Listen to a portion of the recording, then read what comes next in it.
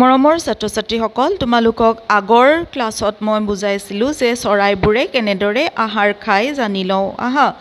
ইয়াত তোমালোকক এই প্ৰথমৰখিনি পাৰ, শালিকা, কপৌ আদি চৰাইবোৰে কিদৰে আহাৰ খায় বা তেওঁলোকৰ ঠোঁটবোৰ কেনেকুৱা এই বিষয়ে বুজালোঁ। গতিকে আজি আহোঁ তোমালোকৰ 11 নম্বৰ পৃষ্ঠাৰ ফল মূল খুৰা চৰাই বিষয়ে। তোমালোকে ভাটৌ দেখিছানে? ভাটৌৰ ঠোঁটটো কেনেকুৱা? চুটি, শকত আৰু আগটো বেঁকা।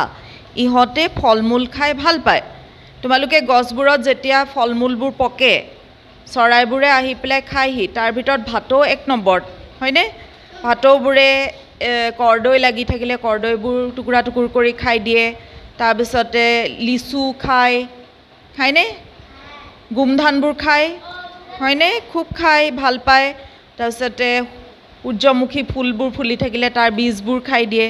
গতিকে ইহঁতি ফল মূল খাই খুব ভাল পায়। আৰু ভাটৌৰ ঠোঁটবোৰ খুব টান হোৱা বাবে কাঠবাদামৰ নিচিনা টান ফলো সিহঁতি ফালি ছিঙি খাব পাৰে। তোমালোকে ভাটৌ চৰাই ঘৰত ওচৰত কাৰোবাৰ যদি থাকে চাবা কেনেদৰে খাদ্য খায়। তাৰপিছতে আছে মৌ খোৱা চৰাই। তোমালোকৰ ঘৰত যদি ফুল আছে তেনেহ'লে ফুলবোৰত চাবা তেনেকৈ মৌ খোৱা চৰাইবোৰ পৰি থাকে। মৌপিয়া নামৰ কণমানি মৌ খোৱা চৰাইবিধৰ ঠোঁটটো কেনেকুৱা? ঠেক, লাহি, দীঘল আৰু ধেনুভুৰীয়া। ইহঁতৰ জিভাখনো ঠেক আৰু দীঘল। ইহঁতে ঠোঁটটো ফুলৰ ভিতৰলৈ সুমুৱাই জিভাখনেৰে ফুলৰ মৌ চুহি খায়। মৌ যদিও ইহঁতৰ প্ৰিয় খাদ্য, কেতিয়াবা ইহঁতে ফৰিং, পোক পতংগ আদিও খায়। আৰু তোমালোকৰ কাষত দিয়া ছবিটোত চোৱা, এইটো হৈছে মৌপিয়া চৰাই। ঠোঁটটো দীঘল, হয়নে? তোমালোকে ফুলগছবোৰত চালে দেখি থাকিবা। তোমালোকৰ ঘৰত ফুলগছ আছে নহয়, ফুলগছত চাবা এনেকুৱা ঠোঁট দীঘল চৰাইকেইটা অকণমানি অকণমানি চৰাইবোৰ চি চি চি চি শব্দ কৰি পেলাই ঘূৰি ফুৰে আৰু সেইবোৰে এনেধৰণে মৌ চুহি খায়। তাৰপিছতে আহিলে মাছ খোৱা চৰাই। মাছ খোৱা চৰাইবোৰ কোনবোৰ বাৰু? তোমালোকে পথাৰত বা পুখুৰীত ওচৰত গ'লে কেতিয়াবা দেখিবা বগলী থাকে। বগলীবোৰ এতিয়া পথাৰত যেতিয়া হাল বাওঁতে দেখিবা পথাৰত বগলীয়ে পূৰা ভৰি থাকে। আৰু কিয় ভৰি থাকে? পথাৰবোৰত মাছ থাকে আৰু সেই মাছ খাবলৈ বগলীবোৰ আহে। আৰু লগতে মাছৰোকা চৰাইবোৰে মাছ খায়, হয়নে? তোমালোকৰ ছবিত চোৱা, এটা বগলী দিছে আৰু এটা মাছৰোকা চৰাই ছবি দিছে। তোমালোকে যদি মাছৰোকা চৰাইটো ক'ৰবাত দেখা ভালদৰে মন কৰিবা। বগলীটো সাধাৰণতে চবতে পোৱাই যায়, মাছৰোকা চৰাইটো খুব কম। আৰু বগলী, কণামুচৰি, মাছৰোকা আদি মাছ খোৱা চৰাইবোৰৰ ঠোঁটবোৰ দীঘল আৰু জোঙা থাকে। ঠেং দুখন দীঘল হোৱা বাবে ইহঁতে সহজে পানীত ডুব নোযোৱাকৈ পানীৰ তলৰ পৰা মাছ ধৰি আনি খাব পাৰে।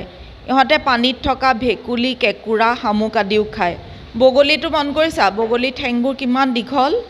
মাছৰোকা চৰাইটোৰ ঠেংটো যদিও চুটি, সিহঁতি কিন্তু উৰা মাৰি থাপ মাৰি থপিয়াই পেলাই পানীৰ ভিতৰৰ পৰা মাছটো ধৰি পেলাই খায়। ওপৰলৈ যিখিনি মাছ আহে সিহঁতক ধৰি পেলাই খায়।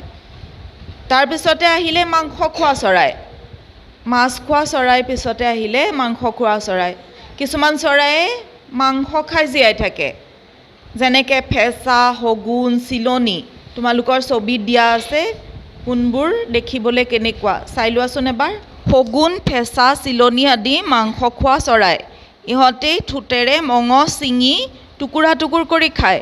ইহঁতৰ ঠেঙৰ নখবোৰ চোকা হাকুটাৰ দৰে হোৱা বাবে ইহঁতৰ পৰা চিকাৰ ওলাই যাব নোৱাৰে। ইহঁতক চিকাৰী চৰাই বুলিও কোৱা হয়। তোমালোকে এই ফেঁচা, শগুন আৰু চিলনিৰ ভৰিকেইটা বা ঠেংকেইটা কেনেকুৱা চোৱাচোন, মন কৰা। নখবোৰ কেনেকুৱা, ঠেংকেইটা কেনেকুৱা, জোঙা জোঙা, হয় নহয়? তাৰপিছতে আহিলে হাঁহ দেখিছা নাই? তোমালোকৰ ঘৰৰ ওচৰত হয়তো হাঁহ দেখা পাবা। ওচৰৰ বেলেগত নালাগিলে দোকানত গ'লেও দেখি পাবা। হাঁহবোৰ দোকানত খাবলৈ থয় যে মানুহে, হয়নে? এতিয়া হাঁহে খাদ্য খোৱা কেতিয়াবা দেখিছানে? হাঁহৰ ঠোঁটবোৰ কেনেকুৱা বহল আৰু চেপেটা হোৱাৰ বাবে এবাৰতে সিহঁতে সৰহকৈ খাদ্য খাব পাৰে। সিহঁতে বোকা পানীৰ পৰা কেঁচু, কুমটি, পোক পৰুৱা আদি উলিয়াই আনি খায়। হাঁহে খাদ্যত মিহলি হৈ থকা বোকা পানীবোৰ ঠোঁটত থকা দুটা ফুটাৰে বাহিৰলৈ উলিয়াই দিয়ে। শামুক হৈছে হাঁহৰ প্ৰিয় খাদ্য। এতিয়া তলত কিছুমান চৰাই ঠোঁটৰ ছবি দিয়া হৈছে। ঠোঁটবোৰ চাই কোনবিধ চৰাই কি খাদ্য খায় তোমালোকক লিখিবলৈ দিছে। ঘনচিৰিকাই কি খায় বাৰু? ঠোঁটটো চাই পেলাই কোৱাচোন। শস্য খায়, হয়নে? হামিং বাৰ্ডৰ ঠোঁটটো দীঘল, গতিকে সি কি খায়? ফুলৰ মৌ খায়। বৰটোকোলা, শেন চৰাই, বৰটোকোলাৰ ঠোঁট দীঘল, হয়নে? সি কি খায়? মাছ খায়। আৰু শেন চৰাই কি খায়? মঙহ খায়। তাৰ ঠোঁটটো চোৱা, জোঙা, বেলেগ ধৰণৰ। এতিয়া তোমালোকৰ চৌপাশে থকা চৰাইবোৰে কি কি খাদ্য খায় তলত এখন তালিকা কৰি পেলাই লিখিবলৈ দিছে। এই তালিকাখন তোমালোকে নিজে কৰিবা, ঠিক আছে? তাৰপিছতে আহিলে শগুন, বৰটোকোলা, কাউৰী, শিয়াল আদি প্ৰাণীয়ে মৃত জীৱ জন্তু, গেলা পচা বস্তু খাই পৰিৱেশ নিকা কৰি ৰাখে। 12 নম্বৰ পৃষ্ঠাৰ কাষৰ ছবিখনত চোৱা, কেইজনমান মানুহে এটা মৰা গৰু লৈ জলাশয়টোৰ কাষলৈ আহি আছে আৰু জলাশয়টোত বিভিন্ন ধৰণৰ প্ৰাণীবোৰ মৰি আছে। হৰিণা মৰি আছে। তাক খাবলৈ কোন আহিছে? শিয়াল আহিছে, শগুন আহিছে, তাৰপিছতে পানীৰ দাঁতিত আছে বৰটোকোলা।